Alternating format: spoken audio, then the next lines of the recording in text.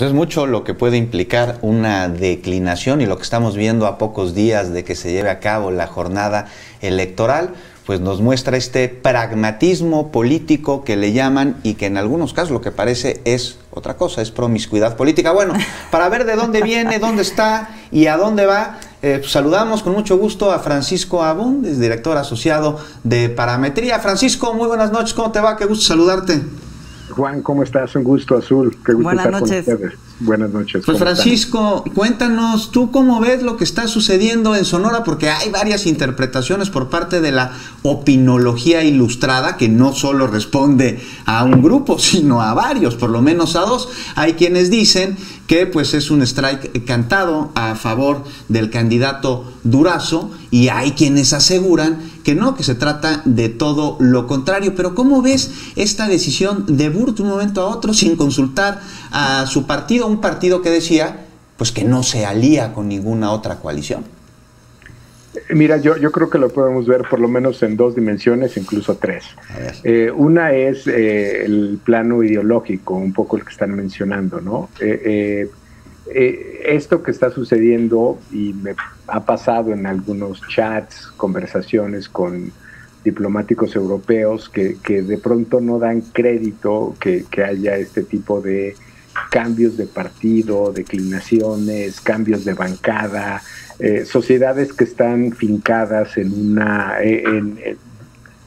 una convicción clara en qué significa ser parte de un partido, sea socialdemocracia, seas democracia cristiana, un partido conservador, liberal, laborista, ponle la nomenclatura que quieras. Yo creo que esto nos lleva a una primera conclusión que tampoco debe ser tan extraña para la vida política de México. En México, en el origen, los partidos no son ideológicos. Y siento, digo, no me quiero poner académico, pero Juan Lins, un español que estudió buena parte de la transición a las democracias, decía, por ejemplo, que el PRI no tenía una ideología, tenía una mentalidad. Es decir, podía ser medio flexible, ¿no? Y entonces este tipo de convicciones no eran tan estrictas. ¿El hueso no es ideología, Francisco, en el PRI, por ejemplo? No, yo creo, piensa en el PRI durante estos 70 años. De hecho, Cosío Villegas tenía esta gran teoría sobre la teoría del péndulo, ¿no? Te movías a la izquierda, te movías a la derecha, te movías a la izquierda, te movías a la derecha, ibas sexenio tras sexenio, y era el mismo partido. Era el mismo partido en 70 años, te movías como péndulo. No nos debe sorprender mucho lo que está pasando ahora, y siendo autocrítico, porque además esto va más allá de lo político, va a lo social. Es decir, ¿cuántos de los partidos políticos que tenemos están fundados en una ideología clara? ¿El PT es Partido de los Trabajadores? ¿El Partido Verde Ecologista está hecho de ecologistas? Yo les pondré algunas preguntas básicas, clave, de por qué nos deberá de sorprender que Movimiento Ciudadano, que no me queda claro qué defiende, para dónde vaya, pueda ceder su candidato. Estoy en el plano del Movimiento Ciudadano, él declina él solito. De hecho, ya subieron a un nuevo candidato, Manuel Scott. Está bien, pero voy, digamos, a la parte normativa que decía Juan. Luego vamos a la parte práctica. ¿Cómo vota el elector mexicano? Pues, dada este movimiento que hay de cambio de bancadas, cambio de partidos, pues al final el único indicador que tiene el ciudadano de este país son personas. No tiene otro indicador. Si tú crees que alguien tiene una vida pública decente, honorable, se ha comportado, independientemente del partido, para el ciudadano mexicano no hay más indicador que una persona.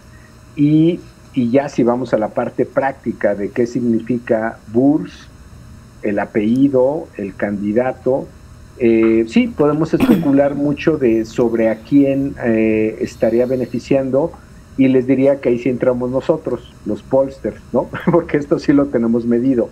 Y nada, no hay un patrón para las 15 elecciones. Hay candidaturas que si metes más candidatos perjudican a un candidato o si metes menos.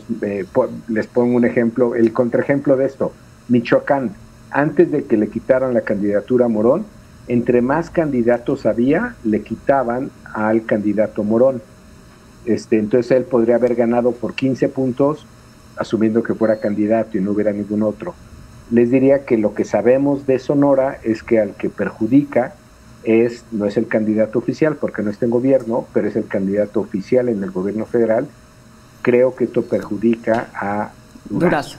A ver, sí, justo sobre eso, más allá de lo que hay detrás y de cómo se comportan los partidos, ¿cómo estaba el escenario antes de toda esta jugada? Claramente, Alfonso Durazo es el personaje a vencer por parte de la oposición. ¿Cómo queda? ¿Cómo es tu pronóstico, Francisco? Pero es interesante como lo estás fraseando, Azul. En realidad el que está gobernando es el PRI. Lo digo por la forma en que está arriba en las encuestas, ¿no? Sí, está bien. O sea, lo puedes tomar por el diagnóstico electoral que tenemos. El candidato oficial en realidad es Ernesto Gándara, mejor conocido como el Borrego Gándara. Él en realidad es el candidato oficial, el puesto en términos electorales gringos, el challenger, el retador, debería ser Durazo, y que como bien dices parece que estaba arriba. Es irónico, pero con esta dinámica electoral de microclima político que tenemos, yo quiero, digamos, tal vez esto, la primera reflexión es, tenemos 15 microclimas políticos en este país. Díganme esto que tiene que ver con Guerrero, que tiene que ver con Campeche, que tiene que ver con... O sea, este microclima político que tenemos en Sonora, sí da la impresión de que al que estaría beneficiando esta renuncia, pues es al candidato oficial, no al retador. El retador, que si bien son parte del gobierno federal, Durazo es el candidato retador. Entonces, al que está beneficiando al parecer Azul es a Ernesto Gándara. O sea, tu pronóstico es que le va a afectar a Durazo. Vamos a platicar luego, ¿eh?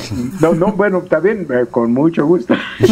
No me gusta hacer predicciones, no hacemos predicciones, no somos magos, medimos.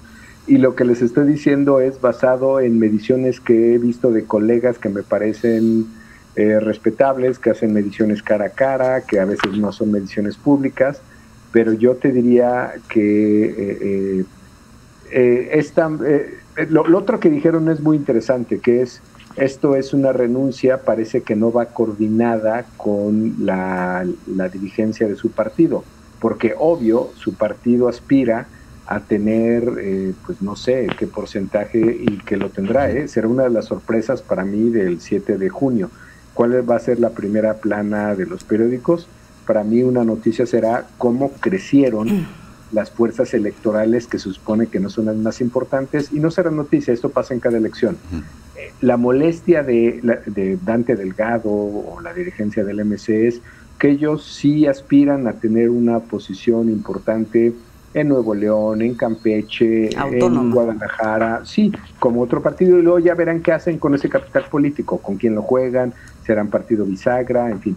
Pero la renuncia de este candidato responde estrictamente a una lógica local, lo cual me parece valiosísimo, importantísimo, porque habla de autonomía, no solamente en lo digamos, en este caso, en el caso de Sonora, incluso respecto a los partidos.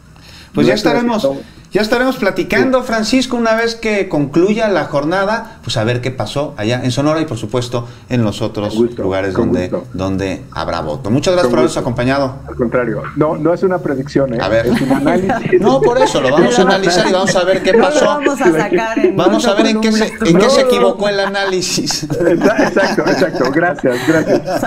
Vamos a confrontar este análisis con lo que viene. Okay. Muy bien. Gracias. Hasta luego. Hasta luego, un abrazo.